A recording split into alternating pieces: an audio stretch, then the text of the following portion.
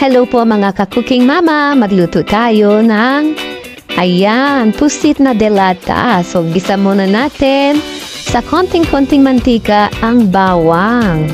Ayan, kung gusto niyo lagyan ng sibuyas, okay lang naman din, pero maganda is makatipid na, bawang lang. So yan, bawang. Then medyo natin brown. Okay lang masunog konti. So yan. Isunod natin dito yung pusit na tinanggal ko na sa lata. So, marami mga brand na lumalabas ngayon sa market. Pero ito ang pinili ko dahil siya ay pusit ink. Yung natural ink niya, no? Iba kasi nasa soy sauce. So, itong pinili ko in natural ink, yung squid.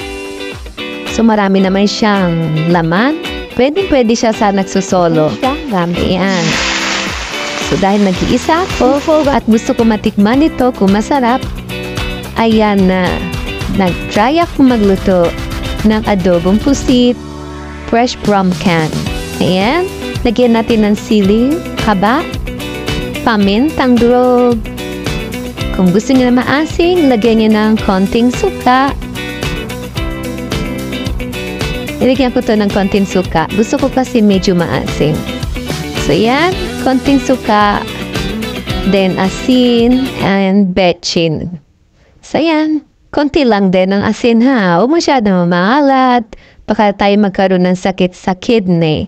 So, konti lang din betchin. So, pakulo lang hanggang sa lumapot. Yung sabaw, alam niyo yung sarap nito. Yan. Yes. Naubos ko siya. Yan. So, konting mekos-mekos lang naman to. Hanggang sa medyo magtikin yung sabaw. So, lalapot-lapot na yung sabaw niya. Ayan na yung finished product. So, patayin na yung kalan. Ayan na. Ready to serve na. Kain na tayo. Masarap to. May maraming kanin. Okay na.